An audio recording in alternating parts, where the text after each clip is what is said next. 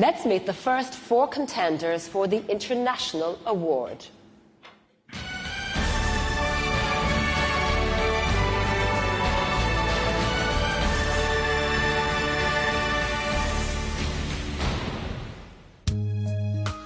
Meet Pat Brazel.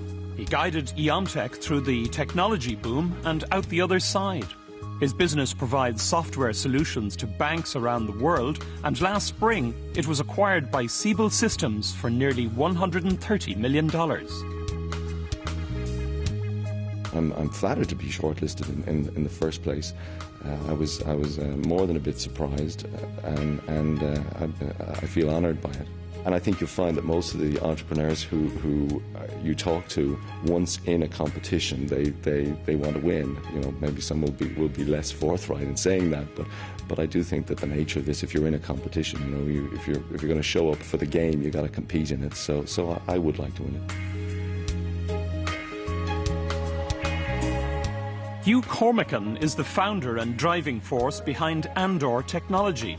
His company makes scientific cameras that can operate in extremely low light conditions. He employs over 100 people in his West Belfast facility.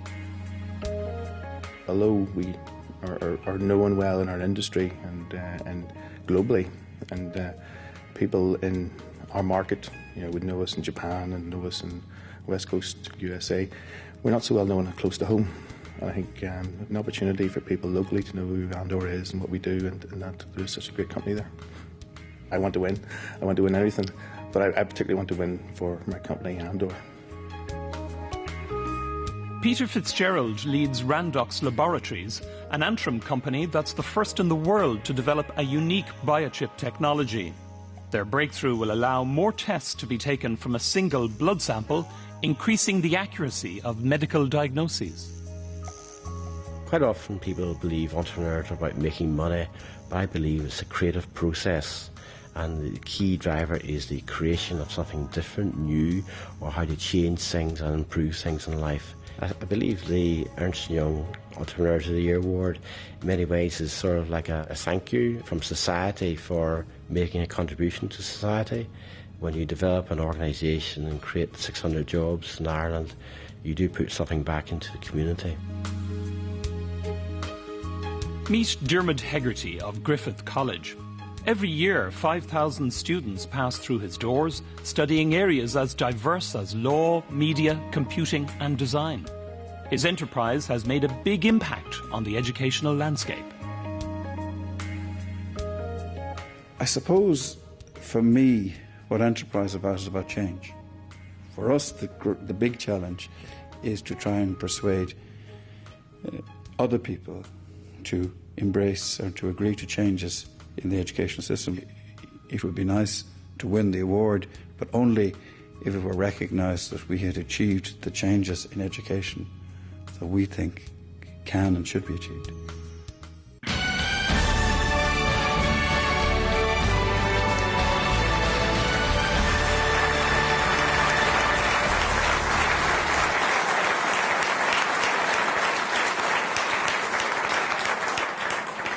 The passion to effect change, an overwhelming urge to win, the spirit of entrepreneurship alive and well there. Next, with more insights from the world of innovation, let's meet the remaining 4 international finalists.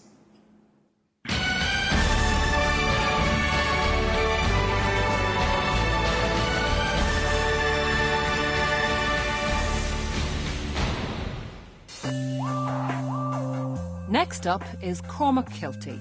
In the early 90s, he founded Biotrin to unlock the commercial value of medical research in Europe's universities. His company brings unique diagnostic products to the marketplace and to patients in need. I would say my personal philosophy is that you must always do the best science to the highest quality. My next philosophy is to hire the best people I can get. Hopefully people who know a lot more than I do, who can help deliver the dream to reality. It was a little surprising to be shortlisted. What it means to us is that if we can get some more recognition in Ireland for doing good science, I think it'll help us hire the best scientists. A native of Loughrea, Willie Leahy holds the reins at both Connemara Trails and the Dartfield Horse Museum. With the help of 20 full-time employees and 400 horses, he has found a unique way of tapping into a premium tourist market. I always believed in doing pretty much what other people didn't do. And I've always this other simple belief that you should run whenever everybody is walking and walk whenever everybody is running. Simple, but it's fairly good. Money shouldn't come into it. If you do a good job, the money comes automatically.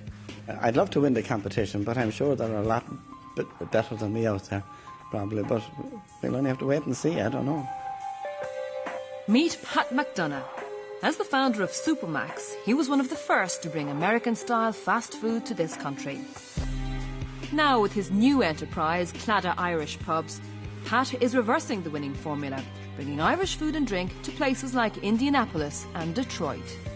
On a personal basis, it's great to be recognised. So few times that you do get recognised, and you might be beavering away there, and nobody even passes a bit of remarks to you. And not alone for myself, but for the team. What's most important is that the business is successful, that the customers go away happy. Anything else that comes after that is a bonus. But I'd certainly, obviously, love to win the award as well. Next up is Finbar Power. He runs CNG, a Kenmare-based technology firm that provides an invisible booking service to corporate and consumer travellers. The enterprise employs 60 in Ireland and over 300 in New York. If you're to be successful, you have to be strong and firm in your own opinions. For me, it's a philosophy in life that, nothing is impossible. If you adhere to that, there's always a solution, and you must find it, because that's what success is about, being selected. I think it's great for the company. It's a bit overwhelming, to be honest. So delighted.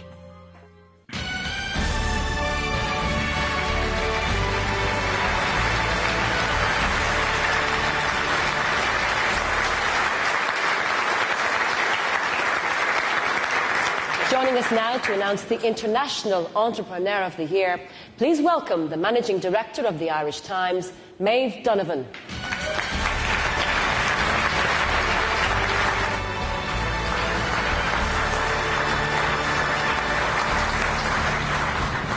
Proving that Irish business not only competes on the world stage, but wins. The winner of the International Entrepreneur of the Year is Peter Fitzgerald.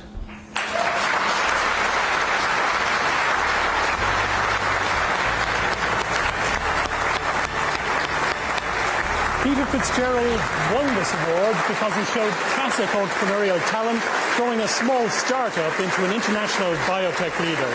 A leader whose star actually rose from humble beginnings in a lowly stable. It's like a story from the gospel for entrepreneurs.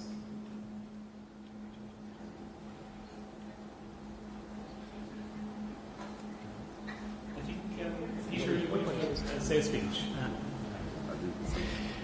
Well, I was actually very shocked to be even nominated for this competition. In actual fact, when I saw the sort of calibre of the other competitors, you could say, I was really amazed to even be here tonight at all.